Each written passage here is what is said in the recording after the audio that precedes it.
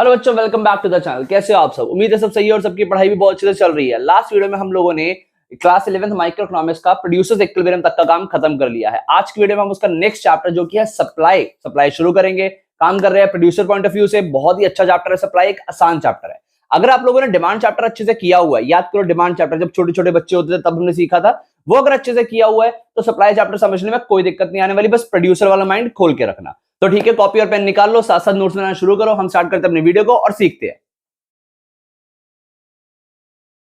हाँ बच्चों, अगर मैं चैप्टर की बात करूं सप्लाई, सर सप्लाई चैप्टर को पढ़ते हुए क्या खास पढ़ना है बेटा? सप्लाई चैप्टर अगर पढ़ रहे हो ना तो अपने दिमाग के घोड़े दौड़ा लो किस तरफ? सर प्रोड्यूसर की तरफ। यानी सोचो प्रोड्यूसर की तरह। अगर आप प्रोड्यूसर की तरह सोच रहे हो तो सप्लाई चैप्टर समझना बिल्कुल आसान है।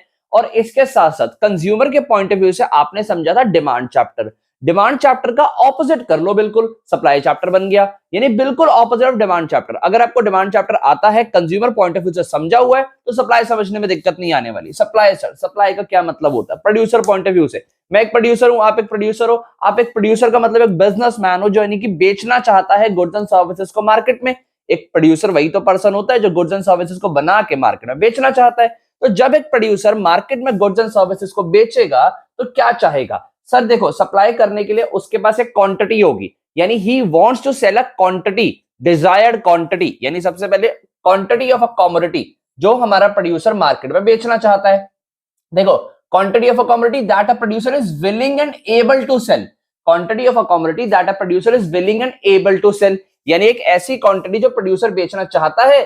सर बेच के क्या करेगा? पैसा कमाएगा। तो उसके लिए उसको कमोडिटी का एक प्राइस सेट करना पड़ेगा। यानी सप्लाई करने के लिए क्वांटिटी होनी चाहिए जो प्रोड्यूसर बेचना चाहता है at a given price at a period of time. यानी सर वो एक दिन में, एक हफ्ते में, एक महीने में, 6 महीने में, एक साल में कितना बेचना चाहता है डिसाइडेड होगा। यानी particular point of time, sorry period of time पे वो कितना बेचेगा ये हमारे पास डिसाइडेड होगा। तो सप्लाई हमारे पास चार चीजों को मिला के बनी, चार एलिमेंट्स को मिला के बनी। Supply refers to quantity of a commodity that a producer is willing and able to sell at a given price at given period of time। यानी हमारी सप्लाई की डेफिनेशन आपके सामने है। आई होप सो सप्लाई का मीनिंग समझ आ गया। प्रोड्यूसर जो मार्केट में बेचना चाहता है एक पर्टिकुलर प्राइस पे, एक पर्टिकुलर पीरियड ऑफ टाइम पे। सर सप्लाई ना हमारे पास दो तरीके की हो सकती है। हमने जब डिमांड चैप्टर पढ़ा था तब भी ये देखा था कि हमारी जो डिमांड है वो दो तरीके की हो सकती थी। सिमिलरली सप्लाई भी दो तरीके की। एक है हमारे पास individual supply. Sir individual supply यानी जो मार्केट के अंदर एक सिंगल सेलर, यानी एक वन सेलर, यानी जो एक सेलर मार्केट में कमोडिटी बेचना चाहता है, जब मैं उसकी सप्लाई को कंसीडर करूंगा तो वो इंडिविजुअल सप्लाई हो गई। बट अगर मैं मार्केट के अंदर सारे सप्लायर, सारे सेलर, सारे प्रोड्यूसर की सप्लाई को कंसीडर करूंगा तो वो हो जाएगी सर मार्केट सप्लाई। तो सप्लाई हमारे पास दो तरीके की है, एक इंडिविजुअल सप्लाई और एक मार्केट सप्लाई। इंडिविजुअल सप्लाई कौन सी हो गई? एक सिंगल सेलर की सप्लाई। मार्केट सप्लाई यानी कि मार्केट के अंदर सारे सेलर्स की सप्लाई। सर कॉन्सेप्ट आता है हमारे पास सप्लाई वर्सेस स्टॉक का। इसके बाद सप्लाई वर्सेस स्टॉक। अगर आप लोग ह्यूमैनिटीज के स्टूडेंट हो तो ध्यान से समझो, अगर कॉमर्स के स्टूडेंट हो तो आप लोगों को बहुत आसानी से समझ आ जाएगा। देखो स्टॉक क्या होता है? स्टॉक वो है वही वाला प्रोडक्ट, यानी वही वाला प्रोडक्ट जो आप सप्लाई करना चाहते हो बट जो बच जाएगा, यानी एक पर्टिकुलर पॉइंट ऑफ टाइम पे। तो supply is with respect to given period of time. एक दिन, एक महीना, एक साल में मैं इतना इतना बेचना चाहता हूं, पूरे साल में मैंने इतना बेचा। जब मैं पूरे साल का कंसीडर करूंगा, जैसे याद करो आपने 1 अप्रैल से लेके 31 मार्च तक कितना सेल आउट किया। अगर आप पूरे सेल की सप्लाई कंसीडर कर रहे हो, गिवन पीरियड ऑफ टाइम की सप्लाई है, तो ये हो गया सप्लाई। अगर हम पर्टिकुलर पॉइंट ऑफ टाइम की बात करें कि हाँ ऑन 31 ऑफ मार्च आपने कितना बेचा, ये स्टॉक कॉन्सेप्ट है। यानी स्टॉक हम पर्टिकुलर पॉइंट ऑफ टाइम पे कंसीडर करेंगे और हम सप्लाई पीरियड ऑफ टाइम पे कंसीडर करेंगे। ये हमारा एक फ्लो कॉन्सेप्ट है। फ्लो का मतलब जो चलता रहता है कॉन्सेप्ट, ये खत्म नहीं होता। सप्लाई आप करते रहोगे करते रहोगे। स्टॉक तो हमारा स्टॉक कॉन्सेप्ट है, ये पर्टिकुलर पॉइंट ऑफ टाइम का कॉन्सेप्ट है, एक डेट का कॉन्सेप्ट है ये, तो ये स्टॉक कॉन्सेप्ट होता है। This is based on price, क्योंकि अगर प्राइस चेंज होगा तो सप्लाई चेंज होगी अकॉर्डिंगली। तो ये हमेशा प्राइस पे बेस रहेगा। सर प्राइस जो मर्जी हो, पर्टिकुलर पॉइंट ऑफ टाइम का स्टॉक तो वही का वही रहेगा ना। यानी अगर मेरे पास 31 मार्च को एक पर्टिकुलर स्टॉक पड़ा था तो उसका प्राइस ऊपर या नीचे हो, बट वो क्वांटिटी तो उतनी की उतनी रहेगी। हाँ, पर मैं supply over the period change कर दूंगा अगर उसका प्राइस चेंज होगा तो आई होप सो आपको सप्लाई स्टॉक का डिफरेंस समझ आता है। सारी इंपॉर्टेंट थ्योरी आपकी स्क्रीन पर दिख रही है। चैप्टर की स्टार्टिंग है, नेक्स्ट टॉपिक है हमारा डिटर्मिनेंट्स ऑफ सप्लाई। यानी ऐसे फैक्टर जो सप्लाई को डिटरमिन करते हैं। हमने डिमांड के अंदर भी सेम टू सेम डिटर्मिनेंट्स पढ़े थे, वहां पढ़े थे कंज्यूमर पॉइंट ऑफ व्यू से, यहां पढ़ेंगे सप्लायर पॉइंट ऑफ व्यू से, बहुत आसानी से समझ आएंगे। चलिए करते हैं और खत्म करते हैं। हाँ बच्चों, टॉपिक है हमारा determinants of supply. Sir determinants का क्या मतलब होता है? डिटर्मिनेंट्स ऑफ सप्लाई का मतलब है वो वाले फैक्टर्स जो सप्लाई को अफेक्ट करेंगे। यानी मैं एक प्रोड्यूसर हूं, मार्केट में इस प्रोडक्ट की सप्लाई करता हूं, ये सप्लाई, इस प्रोडक्ट की सप्लाई किन किन फैक्टर से अफेक्ट हो जाएगी, वो है डिटर्मिनेंट्स ऑफ सप्लाई। तो ध्यान से सुनो बेटा, डिटर्मिनेंट्स यानी कि फैक्टर्स अफेक्टिंग सप्लाई। कौन कौन से फैक्टर सप्लाई को अफेक्ट करेंगे? हमारे पास कुछ फैक्टर्स लिखे हुए हैं, ध्यान दो। हम लोगों ने सप्लाई दो तरीके की पढ़ी है। कौन कौन सी सप्लाई सर? एक इंडिविजुअल सप्लाई, एक मार्केट सप्लाई। तो हमारे पास फैक्टर्स भी इंडिविजुअल मार्केट सप्लाई के होंगे। अभी जो हम कर रहे हैं वो इंडिविजुअल सप्लाई के फैक्टर्स है। ध्यान से देखो, पहला फैक्टर है हमारे पास जो कि है price of the given commodity. यानी मेरी जो गिवन कमोडिटी है उसके प्राइस पे उस कमोडिटी की सप्लाई अफेक्ट करती है। सर कैसे? चलो अब मैं आपको एक बहुत अच्छी चीज बताता हूं। सप्लाई का रिलेशन प्राइस के साथ कैसा होता है? सप्लाई, सपोज ये प्रोडक्ट है, मैं इसका प्रोड्यूसर हूं, मैं इसका सेलर हूं, बेचता हूं मैं उसको, तो इसका प्राइस इसको कैसे अफेक्ट करेगा? यानी इसका प्राइस बढ़ने पे इसकी सप्लाई का क्या होगा, प्राइस कम होने पे इसकी सप्लाई का क्या होगा? देखो प्रोड्यूसर, डिमांड वाले चैप्टर में देखो क्या होता था। डिमांड वाले चैप्टर में सर प्राइस बढ़ने पे आप सप्लाई को कम कर देते थे और प्राइस कम होने पे सप्लाई को बढ़ा देते थे। कंज्यूमर क्या सोचता था? भाई जब कमोडिटी सस्ती मिल रही है ज्यादा खरीद लो, महंगी मिल रही है मत खरीदो, बाद में खरीदेंगे। बट प्रोड्यूसर क्या सोचेगा? अगर मार्केट में मेरी कमोडिटी महंगी बिक रही है, मैं और बेचूं। क्यों? और बेचने से उसको क्या हो जाएगा?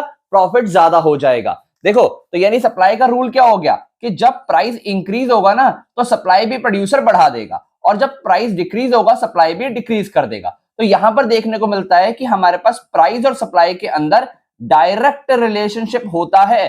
डायरेक्ट रिलेशन या फिर मैं बोलूं पॉजिटिव रिलेशनशिप देखने को मिल जाता है।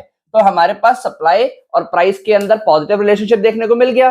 तो प्राइस ने कैसे अफेक्ट किया सप्लाई को कि सर जब प्राइस इंक्रीज होगा सप्लाई भी इंक्रीज होगी, प्राइस डिक्रीज होगा सप्लाई भी डिक्रीज होगी। रिक्वायर्ड थ्योरी आपकी स्क्रीन पर दिख रही है। आई होप सो आपको डिटर्मिनेंट का इस फैक्टर का मतलब समझ आ जाता है। चलो मूव करते हैं हमारे नेक्स्ट फैक्टर पे जो कि है prices of other good.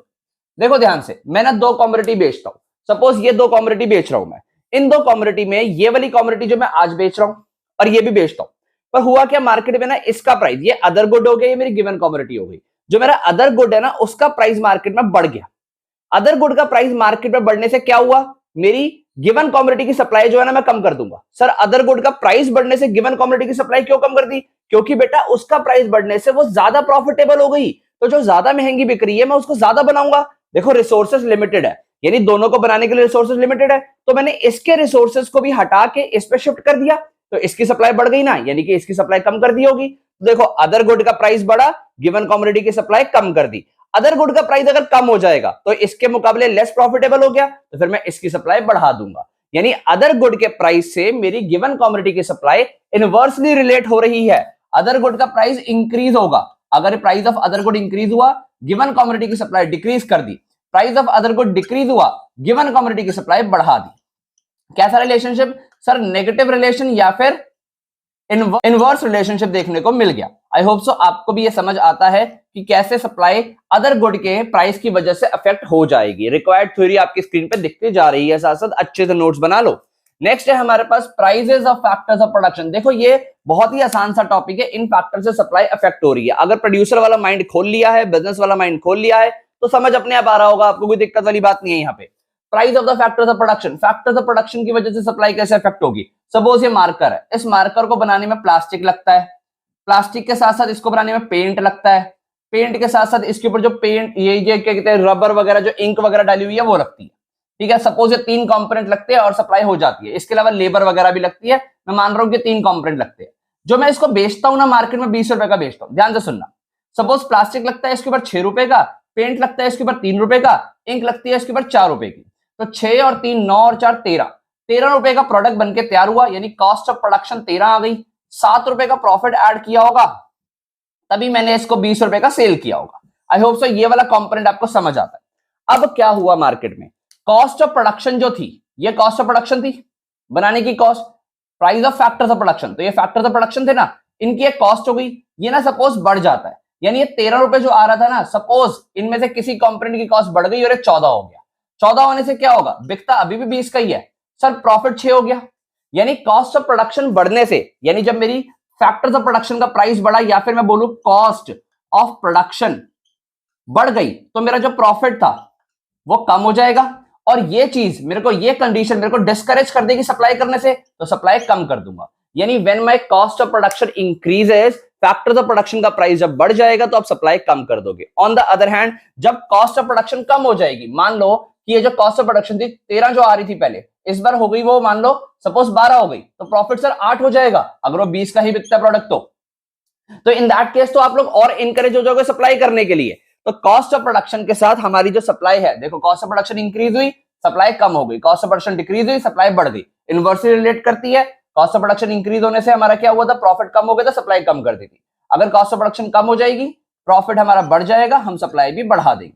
I hope so आपको ये कॉम्पोनेंट समझ आ जाता है। रिक्वायर्ड थ्योरी इसकी भी आपके स्क्रीन पर दिखती आई है। चलिए मूव करते हैं हमारे नेक्स्ट कॉन्सेप्ट पे। बच्चों हमारा नेक्स्ट कॉन्सेप्ट है स्टेट ऑफ टेक्नोलॉजी, यानी आप अपना प्रोडक्शन करने के लिए किस तरीके की टेक्नोलॉजी यूज कर रहे हो। कहता है कि अगर ना आप लेटेस्ट टेक्नोलॉजी यूज करते हो, लेटेस्ट अपग्रेडेड बिल्कुल ही न्यू टेक्नोलॉजी यूज करते हो, तो आपकी कॉस्ट ऑफ प्रोडक्शन कम हो जाएगी। देखो बढ़िया टेक्नोलॉजी यूज करी, पैसा बनाने में प्रोडक्ट को कम लगा, और अगर पैसा कम लगा तो सर आपका जो प्रॉफिट है वो बढ़ गया। देखो पैसा कम लगने से प्रॉफिट बढ़ गया, प्रॉफिट बढ़ने से मैं तो एक सेलर हूं, सेलर खुश होता है प्रॉफिट देख के, तो मैं तो सप्लाई बढ़ा दूंगा। यानी अगर मेरी टेक्नोलॉजी मार्केट में इंप्रूव हो गई है, मैं प्रोडक्शन करने के लिए लेटेस्ट टेक्नोलॉजी यूज कर रहा हूं, तो मेरी कॉस्ट ऑफ प्रोडक्शन कम हो जाएगी, प्रॉफिट बढ़ जाएगा, सप्लाई बढ़ा दूंगा। ऑन दी अदर हैंड अगर जो मेरी टेक्नोलॉजी है वो आउटडेटेड बेकार सी टेक्नोलॉजी यूज कर रहा हूं, तो सर मेरी जो कॉस्ट ऑफ प्रोडक्शन है वो हमेशा ज्यादा रहेगी। और कॉस्ट ऑफ प्रोडक्शन ज्यादा रहने की वजह से, यानी अगर मैं आउटडेटेड टेक्नोलॉजी यूज कर रहा हूं, तो मेरी जो कॉस्ट ऑफ प्रोडक्शन है वो ज्यादा आएगी, प्रॉफिट सर कम हो जाएगा, प्रॉफिट कम होने से सप्लाई भी कम कर दूंगा। आई होप सो आपको ये समझ आता है। रिक्वायर्ड थ्योरी एज स्क्रीन पे आपको दिखती जा रही है। नेक्स्ट सर हमारे पास आता है गवर्नमेंट पॉलिसी। गवर्नमेंट पॉलिसी के अंदर दो चीजें आती, एक आता है sir taxes, government taxes impose करती है, गवर्नमेंट सब्सिडीज भी देती है। सर सब्सिडीज क्या होता है, ध्यान से सुनना। देखो टैक्सेस तो हम सबको पता है, जब भी हम कोई चीज प्रोड्यूस करते हैं ना, गवर्नमेंट उस पर हमसे टैक्स लेती है। आज इन गवर्नमेंट जीएसटी वगैरह टैक्सेस वगैरह चार्ज करती है। यही वाला एग्जांपल देखो, सपोज इस केस के अंदर अगर गवर्नमेंट, देखो हमारी कॉस्ट ऑफ प्रोडक्शन 13 रुपए आ रही थी, यानी 13 रुपीज का हम प्रोडक्ट बना रहे थे, गवर्नमेंट ने 2 रुपए का टैक्स और चार्ज कर लिया, प्रोडक्ट बनता है 20 का, यानी बिकता है 20 का, ये सेल होती है। तो अब देखो हमारी, देखो जो 2 रुपए का गवर्नमेंट ने टैक्स चार्ज किया उससे हमारी कॉस्ट 15 हो गई ना, तो हमारा प्रॉफिट कम हो गया। यानी टैक्सेस के बढ़ने से या टैक्सेस चार्ज होने से हमारी कॉस्ट बढ़ जाएगी, क्योंकि गवर्नमेंट हमसे टैक्स भी ले रही है, तो हमारी कॉस्ट बढ़ गई, कॉस्ट बढ़ने से प्रॉफिट कम हो गया, तो मैं सप्लाई भी कम कर दूंगा। ऑन दी अदर हैंड अगर टैक्सेस कम हो जाएंगे तो मेरी कॉस्ट कम हो जाएगी, मैं सप्लाई बढ़ा दूंगा क्योंकि प्रॉफिट बढ़ जाएगा।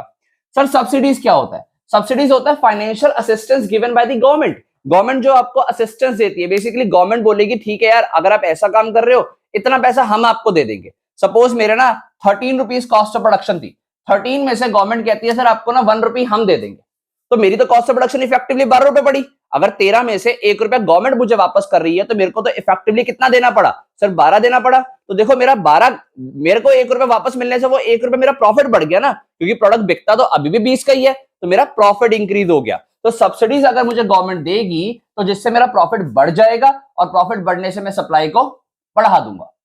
ऑन दी अदर हैंड अगर गवर्नमेंट पहले किसी प्रोडक्ट पे सब्सिडी दे रही थी, सब्सिडी विड्रॉ कर लेगी, सब्सिडी विड्रॉ करने से क्या होगा, सर मेरे को प्रॉफिट मार्जिन कम हो जाएगा ना, क्योंकि पहले सब्सिडी से प्रॉफिट बढ़ा हुआ था, अब सब्सिडी हटने से प्रॉफिट मार्जिन कम हो जाएगा, मैं डिस्करेज हो जाऊंगा सप्लाई करने के लिए, यानी सप्लाई कम कर दूंगा अगर सब्सिडीज कम हो जाएंगी तो।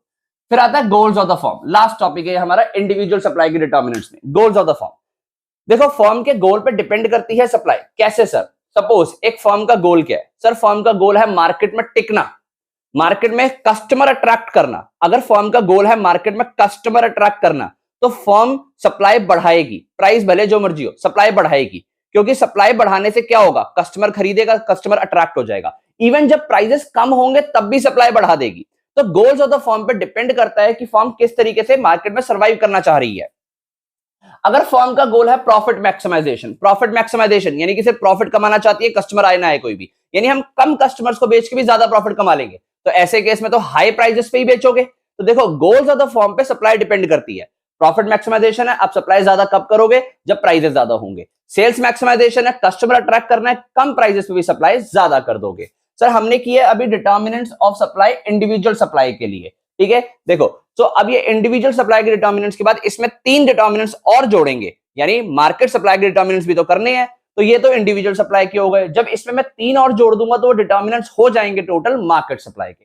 तो आओ देखते हैं मार्केट सप्लाई के डिटर्मिनेंट्स, टोटल 3 और करने हैं। ध्यान रखना मार्केट सप्लाई में टोटल 8 डिटर्मिनेंट्स है, 5 ये वाले, 3 जो हम अभी जोड़ेंगे। और तो आओ करते हैं वो भी और खत्म करते हैं इस टॉपिक को। हाँ बच्चों, वो थे हमारे पास determinants of individual supply. Determinants of individual supply के हमने 6 फैक्टर पढ़े, 6 और ये 3 मिला के टोटल हमारे पास 9 फैक्टर हो जाएंगे मार्केट सप्लाई के। यानी मार्केट सप्लाई में हमारे पास वो वाले डिटर्मिनेंट्स तो थे ही थे, ये 3 और आ जाएंगे। सर क्या कहते हैं 3 फैक्टर? सबसे पहले हमारे पास number of firms in the market, यानी मार्केट में जो नंबर ऑफ फॉर्म्स है, नंबर ऑफ प्रोड्यूसर अवेलेबल हैं, उससे हमारी मार्केट सप्लाई अफेक्ट होती है। सर मैं एक प्रोड्यूसर हूं, आप सब भी प्रोड्यूसर हो, अगर हम प्रोड्यूसर मार्केट में बहुत ज्यादा होंगे यानी फॉर्म्स बढ़ती जाएंगी तो मार्केट सप्लाई भी बढ़ जाएगी। यानी if the number of firms increases in the market then the supply will also increase. On the other hand if firms start leaving the market, यानी मार्केट से फॉर्म कुछ कम हो जाए तो मार्केट सप्लाई भी ऑटोमेटिकली कम हो जाएगी। यानी हमारे पास नंबर ऑफ फॉर्म्स की वजह से मार्केट सप्लाई डिटरमाइन होती है। ठीक है जी, ये फैक्टर था हमारे पास। रिक्वायर्ड थ्योरी आपकी स्क्रीन पे है। Future expectation regarding prices. देखो जी, प्रोड्यूसर होता है बहुत ही चालाक आदमी, वो क्या करेगा, यार ये मेरा प्रोडक्ट जो है मार्केट में बिक रहा है इस प्राइस पे, ठीक है, पर मुझे पता है कि फ्यूचर में इसका प्राइस बढ़ने वाला है, मैं ना आज सप्लाई नहीं करूंगा, आज कस्टमर कोई आएगा भी ना उसको बोल दूंगा सर आज मेरा प्रोडक्ट नहीं है, मैं तो बेचूंगा तब जब इसका प्राइस मेरे को ज्यादा मिलेगा। सपोज मैं एक सब्जी वाले की बात करता हूं, एक सब्जी वाला टमाटर बेचता है, उसको पता है कि यार आज टमाटर जो है ना वो 40 रुपए किलो बिक रहा है, ठीक है, पर इसका प्राइस मार्केट में जिस हिसाब से महंगाई चल रही है उसको पता है यार कल ही ना या कल या परसों टमाटर जो है ना 60 रुपए किलो बिकेगा। तो उसको 2 दिन रख के उस टमाटर को, देखो अगर वो रखने लायक होगा तो 2 दिन टमाटर को रख के वो 60 रुपए में बेचेगा या 40 में बेचेगा? सर डेफिनेटली वो 60 में बेचना चाहेगा। तो देखो यहां पर क्या हुआ, हमारी मार्केट सप्लाई जो है वो फ्यूचर एक्सपेक्टेशन रिगार्डिंग प्राइस की वजह से अफेक्ट हो गई। तो अगर फ्यूचर एक्सपेक्टेशन थी प्राइस बढ़ने की तो आज करंट सप्लाई उसने कम कर दी, बट अगर फ्यूचर एक्सपेक्टेशन है सप्लाई कम होने की, सर प्राइस ना फ्यूचर में कम होने वाला है, आज ही जितना बिकता है ना बड़े वो प्राइस पे बेच दो। तो अगर फ्यूचर एक्सपेक्टेशन होगी हमारा प्राइस कम होने की तो इन दैट केस सप्लाई हम करंट सप्लाई बढ़ा देंगे। आई होप सो आपको समझ आता है। Required theory on your screen. Last है हमारे पास means of transportation and communication. देखो यार, अगर आप प्रोड्यूसर हो और आप बिजनेस कर रहे हो यानी एक प्रोडक्शन बना रहे हो यानी गुड्स बना के बेच रहे हो ऐसी जगह से जहां पर बहुत अच्छे से कम्युनिकेशन है, इंफ्रास्ट्रक्चर अवेलेबल है, मींस ऑफ ट्रांसपोर्टेशन बहुत अच्छे से अवेलेबल है, तो मार्केट के अंदर आपको स्मूथ फ्लो ऑफ सप्लाई करने से कोई नहीं रोक सकता। यानी आपकी सप्लाई डिटरमाइन करेगी कि आपका मींस ऑफ ट्रांसपोर्टेशन या कम्युनिकेशन सिस्टम किस तरीके से है, इंफ्रास्ट्रक्चर किस तरीके से है। अच्छा इंफ्रास्ट्रक्चर, अच्छा ट्रांसपोर्टेशन, अच्छा कम्युनिकेशन, सप्लाई अच्छी, ये सब कुछ बेकार, सप्लाई भी बेकार। तो सप्लाई भी मनी सप्लाई डिटरमाइन होती है इस फैक्टर से भी। डिटर्मिनेंट्स ऑफ मार्केट सप्लाई की बात करें, टोटल 9 फैक्टर पढ़े हमने। पहले वाले 6 वो इंडिविजुअल मार्केट दोनों में लगते हैं और ये 3 specially for the market supply. I hope so आपको टॉपिक समझ आया। देखो सप्लाई बहुत आसान चैप्टर है, बस सोचना किस पॉइंट ऑफ व्यू से है, प्रोड्यूसर पॉइंट ऑफ व्यू से। चैप्टर को अच्छे से समझो, नोट साथ साथ बनाते हुए चलो। ये चैप्टर का पार्ट 1 था। जल्दी जल्दी इसकी छोटी छोटी वीडियोस आके चैप्टर को हम खत्म कर देंगे। कोई भी डाउट रहे तो नीचे कमेंट सेक्शन का यूज करके मुझसे पूछो और वीडियो कैसी लगी कमेंट्स में बताना मत भूलना। दोस्तों के साथ वीडियो को शेयर कर दो, वीडियो को लाइक और चैनल को सब्सक्राइब करना मत भूलना। मैं मिलता हूं बहुत जल्दी नेक्स्ट वीडियो में। Thank you.